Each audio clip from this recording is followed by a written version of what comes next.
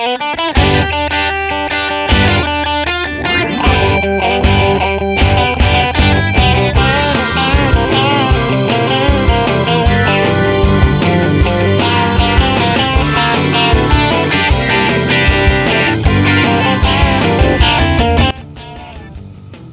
you on? Family and friends, and welcome to the Man Cave here at Wistful Vistas in beautiful suburban San Diego, California. Located just in the north side of the county, sitting on a motorcycle in the garage on an absolutely beautiful day. There's irony in that, I recognize. I'd rather be out there riding, but a lot of stuff going on. And the purpose of this is to be a quick vlog, and unfortunately it's going to be an inside the garage vlog of an update with the fuel leak on our friend Tony Thunder here. Be quiet, he's kind of sensitive about that. And a little bit of an update on where I am with this whole bike rotation sort of thing. Now, on that latter subject, I just want to say some big momentous things happening as I speak to you right now. Am I going to tell you what they are and what I get? No, I am not. You're going to have to wait. But you're going to hear inside of a week or so. By the way, I'm told that's really good to do. It adds tension and gets people's attention. You tell me what you think about it. But let's start with the fuel leak situation first. And I want to give a huge shout out to my friend Ashley Johnson, living, as he puts it, in the middle of nowhere, UK. No idea where that is, except to say good luck with it, Ashley. I hope you find your way out of it every now and then. But he pointed out that there's an evap canister on the side of the Tuono, and that has been reported to be the cause of some issues in the past. And sure enough, nailed it, actually. Yeah. So the whole deal is moving this fuel tank up and pushing it around. I kinked the line. I'm sure that's what happened there. So I don't think it's anything to do with Aprilia or this mystery piece that they're willing to replace. In fact, since I've been to Moto Forza and they've reinstalled the tank, probably with a more correct alignment, there are no fuel leaks whatsoever. And also the tank, when I open it, doesn't give a big sucking in of air like I've been pulling a vacuum, which you will do if you kink that vent line. Took a couple pictures of it down on the side. You can see it. You can see it here very plainly. Ashley points out that it's a relatively popular mod to remove that evap canister. And I contemplated doing that, but I'm not going to do it because I don't know how much longer Tony Thunder is going to be here in the garage. And I don't think I'm going to tackle a fundamental program like that while a trade-in is still under consideration.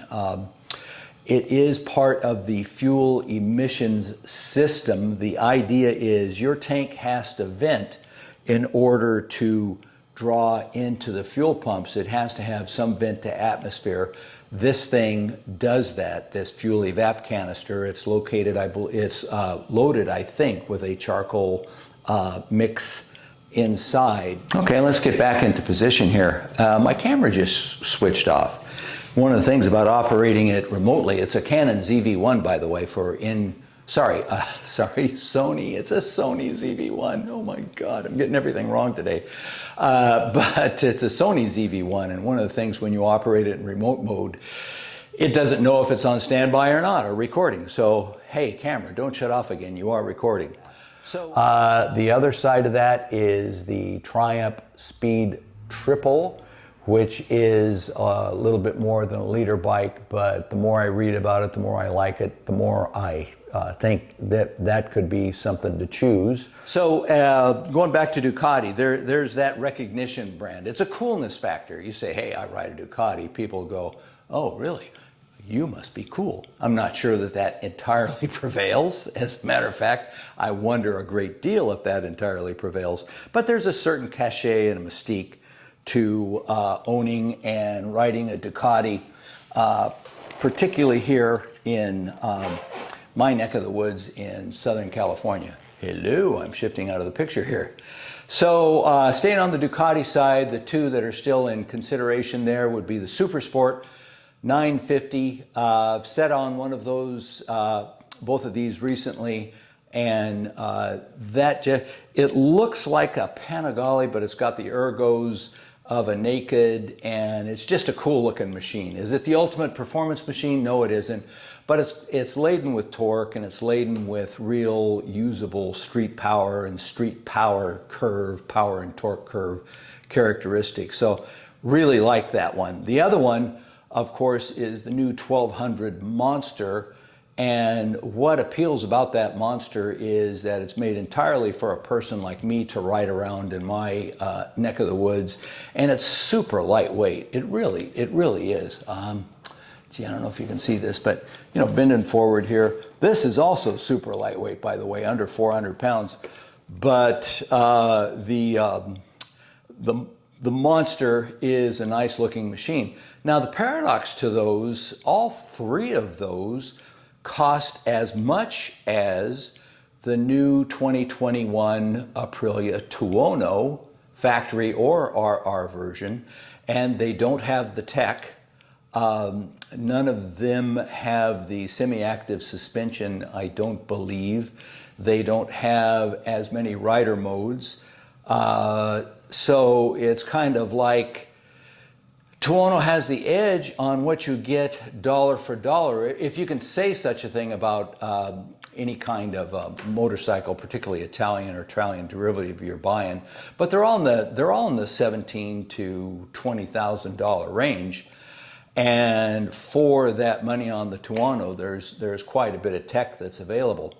So having said that, there are some very fun updates that I will be providing. Those updates are going to come within a week, so stand by. I think this is going to be an exciting journey. Anyhow, nice catching up with you. Again, big shout out to Ashley Johnson out there. Love hearing the suggestions. Send me notes or comments. I don't even mind the ones that are particularly not particularly complimentary. I'm okay with that.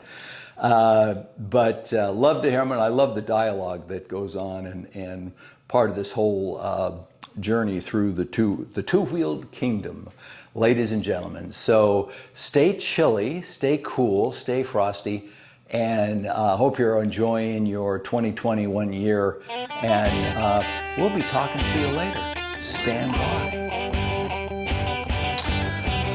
Testing, testing, testing. This is a test. Are you working, little camera?